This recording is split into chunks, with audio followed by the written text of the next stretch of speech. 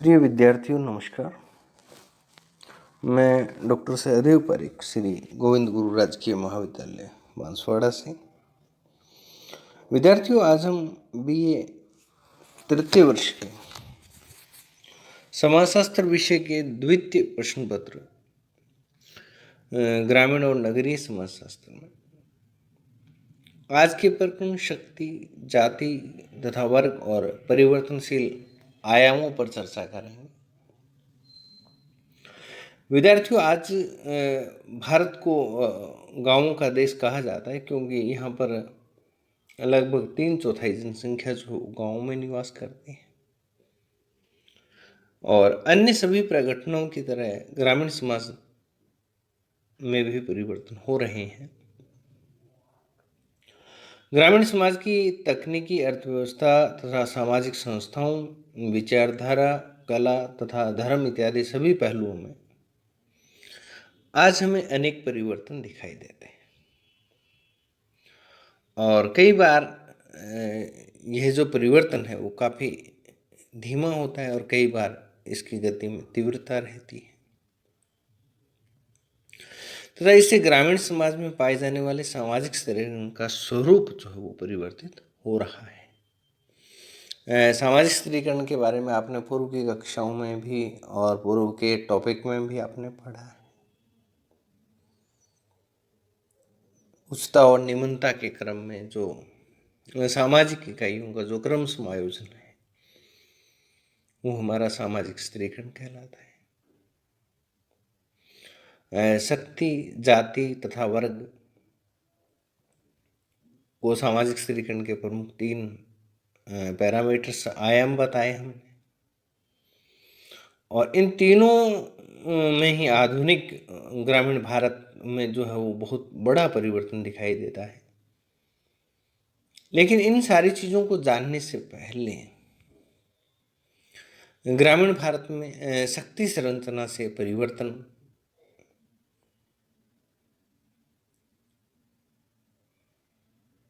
से पहले भी शक्ति का आशय और उसका अर्थ जान लेना हमारे लिए समसामयिक होगा, समुचित रहेगा।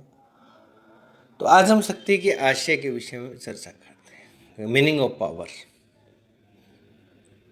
शक्ति है क्या? तो जब समाज में व्यक्ति इकट्ठे रहते हैं और इकट्ठे रहने का नाम ही समाज है तो पारस्परिक अंतःक्रियाओं में भी व्यक्ति हिस्सा लेते हैं। तो बहुत सारे व्यक्ति जो हैं वो दूसरे व्यक्तियों को प्रभावित करने लगते हैं। हेराल्ड लेसवेल के अनुसार प्रभाव से अभिप्राय दूसरे व्यक्तियों की नीतियों को प्रभावित करने से, अर्थात किसी व्यक्ति की अपनी इच्छा अनुसार दूसरे व्यक्तियों को बदलने की क्षमता जो है वही क्या कहलाता है? प्रभाव कहलाता है।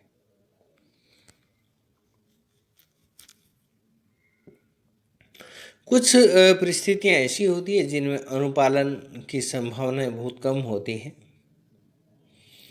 और ऐसी परिस्थिति में कर्ता को अन्य व्यक्तियों से अपनी बात मनवाने के लिए काफ़ी कुछ प्रयास करना पड़ता है। अगर इस प्रयास में वह बल प्रयोग करता है अथवा प्रयोग करने की धमकी देता है तो उसी अवस्था को हम कहते हैं कि वो क्या है? शक्ति है। मेरा कहने का मतलब ये है कि यदि प्रभाव के अनुसार व्यक्ति अपनी इच्छा के अनुसार दूसरे व्यक्तियों को बदल सकता हो या बदलने की क्षमता रखता हो या कुछ परिस्थितियां ऐसी होती है जिनके अनुपालन की संभावना बहुत कम होती है तो व्यक्ति ऐसी परिस्थिति में जो करता होता है उसे अपनी बात मनवाने के लिए बहुत प्रयास करना पड़ता है। तो इसके इन दोनों प्रयासों में यदि वो बल का प्रयोग कर लेता है या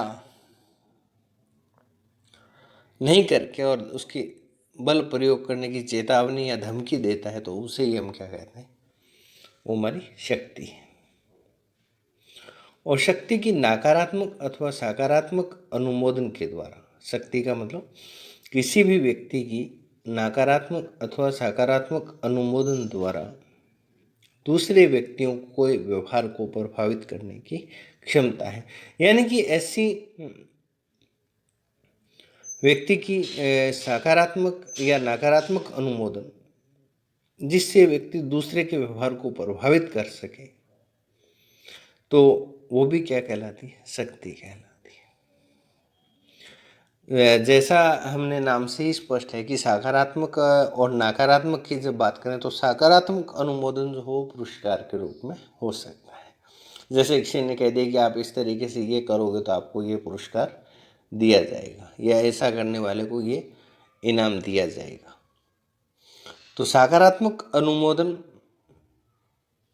पुरस्कार के रूप में हो सकता है, जबकि नकारात्मक अनुमोदन जो है वो किसी व्यक्ति विशेष को किसी वस्तु से वंचित करने या किसी प्रकार का शारीरिक, आर्थिक, मानसिक नुकसान पहुंचाने या दंड देने की धमकी के रूप में हो सकता है। ऐसा कर दिया जाएगा या ऐसा हो जाएगा, इतने साल की सजा हो जाएगी या इतना साल का जुर्माना हो जाएगा। इस प्रकार की जो दंडात्मक आदेश जो है वो हमारा क्या कहलाता है? नकारात्मक अनुमोदन। और शक्ति एक सापेक्ष विशेषता है,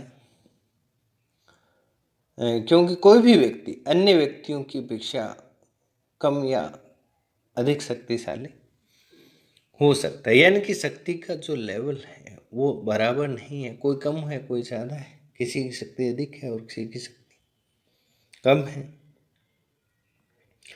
टी पार्सन्स ने है ना शक्ति के 3 स्रोत बताए। एक तो शारीरिक शक्ति बताया उन्होंने, दूसरा भौतिक शक्ति बताया और तीसरा प्रतीकात्मक शक्ति बताया। और शक्ति की तुलना जो हो मौद्रिक व्यवस्था से की या मुद्रा से की। जिस प्रकार मुद्रा परिभ्रमण करती है, यानी कि नोटों का जो प्रचलन आज मेरे पास, कल आपके पास, कल अगले के पास, कल उसके पास, जिस प्रकार मुद्रा परिभ्रमण करती है उसी प्रकार शक्ति में भी परिभ्रमण होता रहता है। और इनकी शक्ति की शून्य योग की अवधारणा शक्ति के संबंधों को समझने में सहायक है। यानी कि टी पार्सन्स के द्वारा एक महत्वपूर्ण अवधारणा दी गई जिसे हम कहते हैं कि शक्ति की शून्य योग की अवधारणा।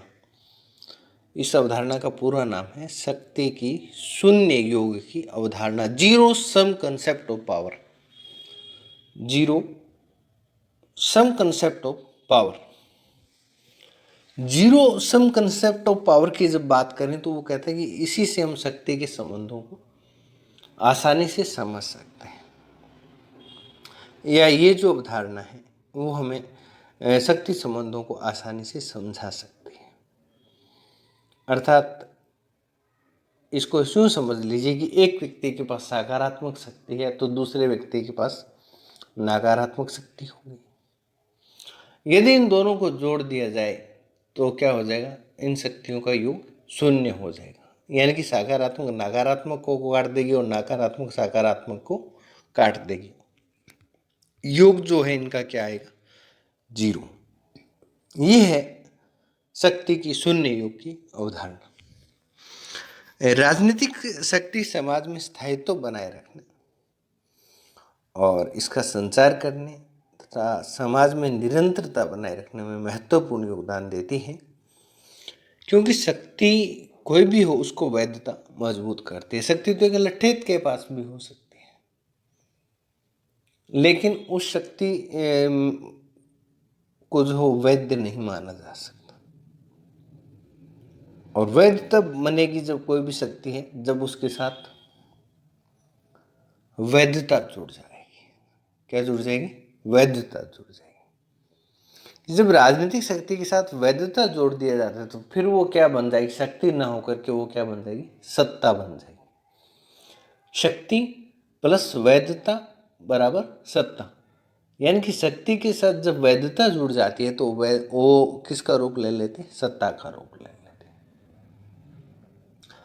और जब मैक्स वेबर ने सत्ता और शक्ति की बात करी तो मैक्स वेबर का कहना है कि सत्ता का संबंध जो है वो शक्ति से है, और अर्थात लीगलमेंट जो पावर है या वैध शक्ति जो है उसी को ही हम सत्ता कहते हैं। यानी कि कोई भी शक्ति है और उसके साथ जो वैधता जुड़ जाती है या संविधान की मान्यता जुड़ जाती है या किसी शासक विशेष की या शासन विशेष की कोई वैधता उसके साथ जुड़ जाती है, स्वीकारोक्ति उसके साथ हो जाती है, तो वो क्या बन जाती है? सत्ता बन जाती है।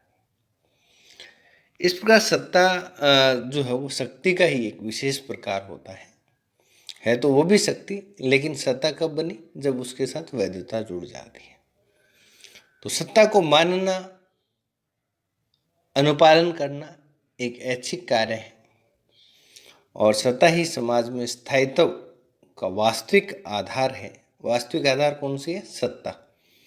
और सत्ता केवल राजनीतिक क्रियाओं तक सीमित नहीं है, अपितु सामाजिक जीवन के प्रत्येक पहलू में सत्ता क्रियाशील है और हमें देखने को मिलती है। तो विद्यार्थियों, आज के वीडियो में इतना ही। आगामी वीडियो तक के लिए धन्यवाद।